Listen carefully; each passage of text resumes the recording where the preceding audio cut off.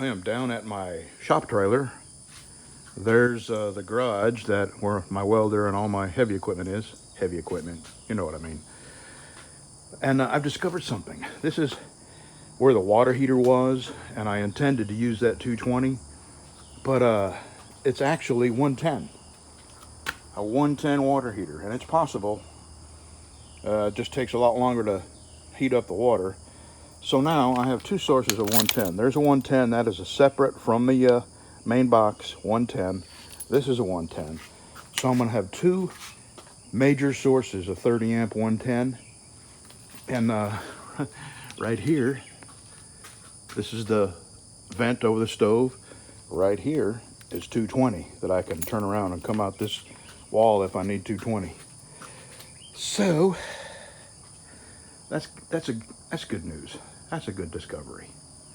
All right, I'm fixing to go in and do a little organizing in my shop. I got a bunch of wood that I gotta put up, and I'm gonna get rid of a bunch of old wood that is not suitable for knife making because it's got, you know, live edges and knots and stuff like that. So anyway, I'm gonna reorganize my wood so I can see what I have easier and quicker.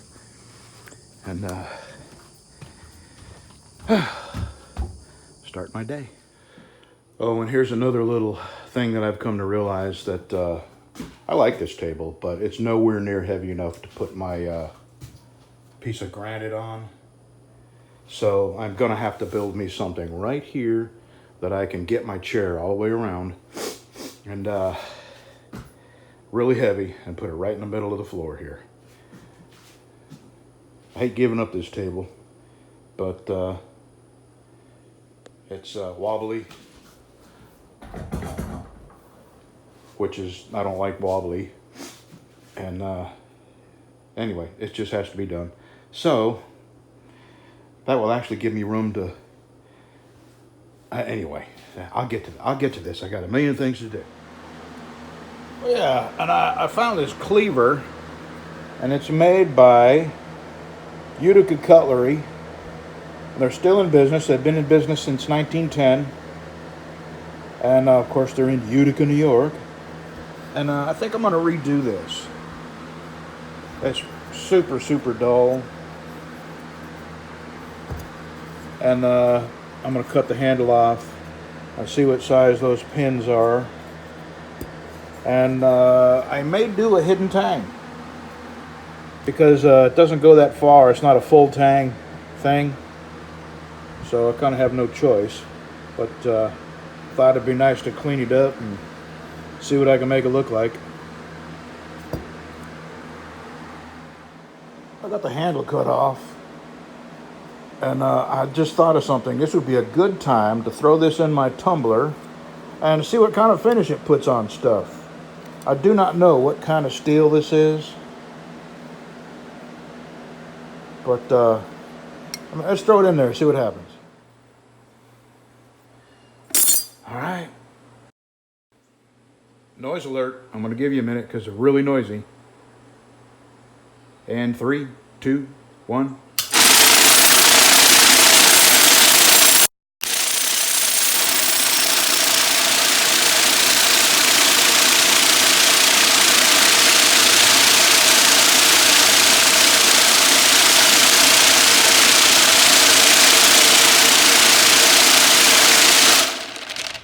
You know, I could watch this all day, but I won't. I'm going to get that lid on, and I'll give it 2 hours. We'll come back in 2 hours and see what it looks like. Here's another little thing while I'm waiting on that thing to tumble. This is my cheap Craftsman drill press. Cheap, cheap, cheap. I had picked out a jet drill press, and it was $700 shipped. Right at 700. Might have been a little more, a little less.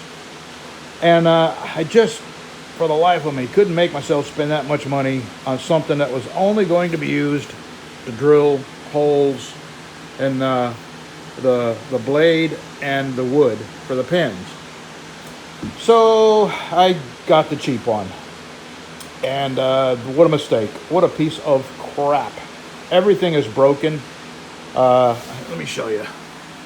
I'm not even gonna fix stuff. This thing just, I have it stuck on there, but if you touch it too hard, it'll fall off. This lamp worked about 2 or 3 times and then they quit working. And the run out on this thing is horrendous. And for anybody that doesn't know, run out is how much the spindle wobbles, the blade, which makes the bit wobble. So you can't drill accurate holes with that much run out. So I took the chuck out, and you know, it does have some nicks and scratches. So I'm going to sand it down real smooth, and then I'm going to turn it 90 degrees from what it was and tap it back in there and see if the run out is less. So let me get this sanded up and stuck back in there and we'll have a look.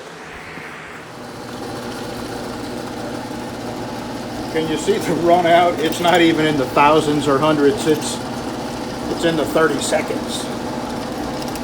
Ridiculous. Ridiculous. Might be 64th, but so I will be getting a new drill press. I know all drill presses that are made in China are going to have some run out.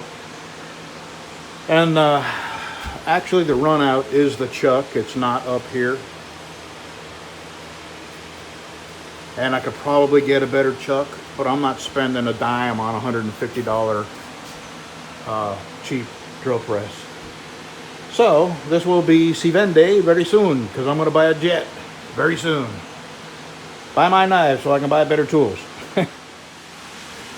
Well, it's been an hour and I'm getting kind of curious to see what it's going to end up looking like.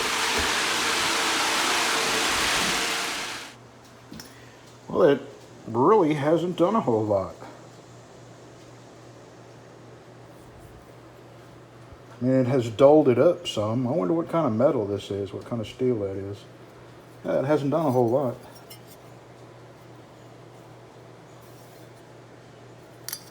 Yeah, let me give it another, I'll give it another couple hours, see what happens. And I'll tell you what, probably going to drain most of that water out of there. See what happens if it runs with less liquid in it. I may have too much in there. Well, I know it's loud, so I'll talk loud. I got a Nessmuk cut out. That's going to somebody. I want to talk to him about the kind of wood he wants. I have some interesting wood here called Catalogs. And what I would do is put some liners on the inside of it, each one.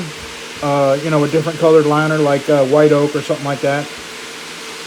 And I have the Sabine cut out. This is number 3, the one that won the vote the other day of what I should make out of that Damascus. And this is it. I've got a swamp rat I'm going to experiment with. I'm going to make it, and then I'm going to acid etch it and tumbler, stone wash it, what they call it, in the tumbler. And I got to tell you, I don't think I'm going to use Damascus anymore because it's so hard that this is my second blade cutting Damascus, and it's getting this so hot that it's melting the rubber on the wheels. So I had to stop and let it cool off. And yeah, I don't want to. And then there's drill bits. You know, I don't want to keep going through drill bits. So this is probably going to be the last of the Damascus that I use. But I'm going to get that cut out today. That's a dinner skinner. This is the piece that Ricky gave me. No, they don't. All right.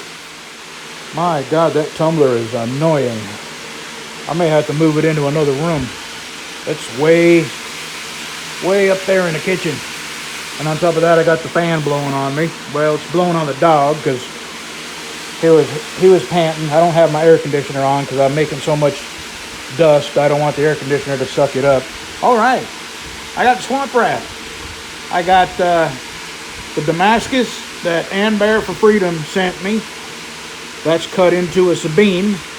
I got the Damascus that Ricky sent me. That's cut into a dinner skinner.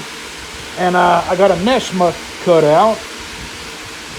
And that's as far as I'm going to get on any of this today.